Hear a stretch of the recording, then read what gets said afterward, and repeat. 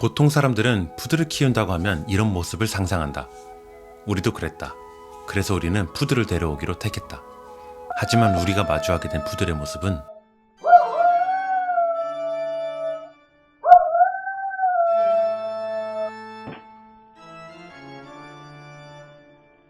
그래도 괜찮았다. 열심히 훈련을 한다면 이런 문제는 해결할 수 있으니까. 하지만 우리는 몰랐다. 이건 시작에 불과하다는 것을. 이번 영상은 라라 누나 16년 그리고 고유 엄마 아빠로 지낸 4년까지 무려 20년 동안 푸드를 겪으며 뼈저리게 느낀 진짜 현실 후기를 담았습니다. 특히 푸들 입양을 고민 중이시라면 오늘 영상 꼭 끝까지 봐주세요.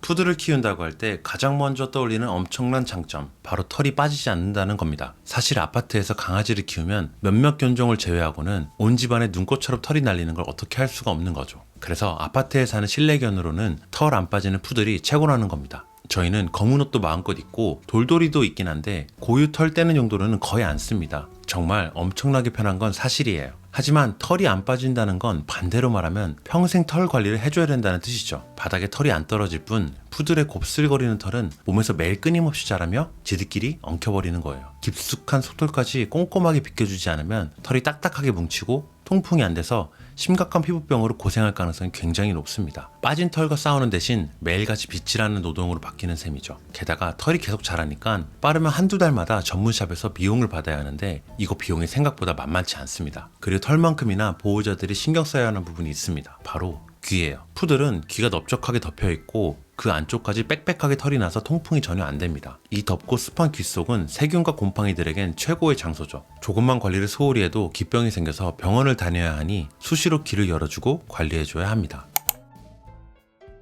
푸들의 또 다른 치명적인 매력은 바로 엄청난 교감 능력입니다. 퇴근하고 집에 오면 무슨 10년 만에 만난 이상가족처럼 꼬리가 떨어져라 반겨주고 난리가 납니다. 그러곤 무릎 위를 자기 자리인 양 떡하니 차지하죠. 게다가 눈치랑 공감 능력이 얼마나 뛰어난지 보호자가 지금 슬픈지 기쁜지 귀신같이 알아챕니다. 우울해서 울고 있으면 조용히 다가와서 눈물을 핥아주고 옆에 가만히 붙어 위로도 해줘요. 소파에 앉아 TV를 볼 때 스르륵 옆에 와서 엎드리는데 이 행복감은 정말 말로 다 표현할 수가 없습니다. 그런데 바로 이 끈끈하고 깊은 교감이 푸들의 가장 무서운 문제 행동으로 이어지기도 하는데요. 바로 분리불안이에요. 보호자를 너무 사랑하고 집착한 나머지 눈앞에서 보호자가 사라지는 순간 아이들은 극도의 패닉과 공포에 빠집니다. 혼자 남겨지면 늑대처럼 쉬지 않고 하울링을 하고 불안감을 이기지 못해 집안 물건들을 다 박살내버리죠. 결국 소음 민원이 들어오고 출근해서 홈캠만 쳐다보며 보호자의 피가 바짝바짝 마르는 고통이 시작되는 거죠. 안타깝게도 이게 푸들이 유기되는 가장 대표적인 원인이기도 합니다. 그래도 천만다행인 건 푸들이 워낙 똑똑하고 훈련 성과가 엄청나게 좋다는 겁니다. 저희 고유도 처음에 분리불안이 심해서 고생을 많이 했는데 꾸준히 훈련한 덕분에 지금은 아무 문제 없이 너무 잘 지내고 있어요.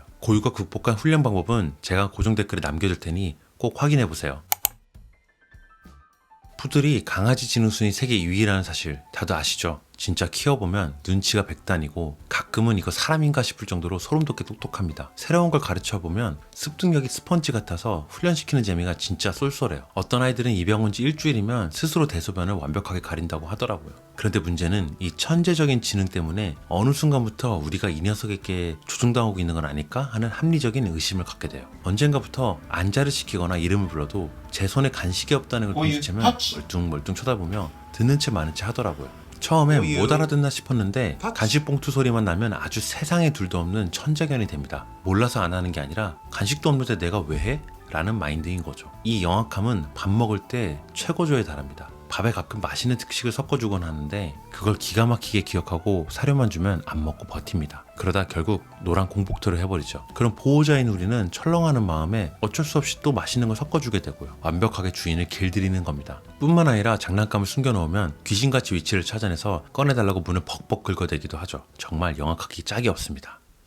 지금까지 20년 경험을 담아 푸들이라는 견종의 장단점을 아주 솔직하게 털어놔 봤는데요. 결론부터 말씀드리면 앞서 말씀드린 저 무시무시한 단점들, 푸들이 주는 그 벅찬 기쁨과 행복에 비하면 정말 보잘것없을 정도로 작습니다. 너무나도 사랑스럽고 천재적으로 똑똑한 아이들이라 보호자가 조금만 공부하고 훈련시켜준다면 아파트에서 함께 살기에 이보다 더 완벽한 반려견은 없을 거라고 확신합니다. 다만 이 똑똑하고 예민한 아이들을 반려하기 위해선 그만큼 단단한 책임감이 필요하다는 사실 항상 가슴에 새겨주세요. 그럼 오늘도 고유한 하루 되세요.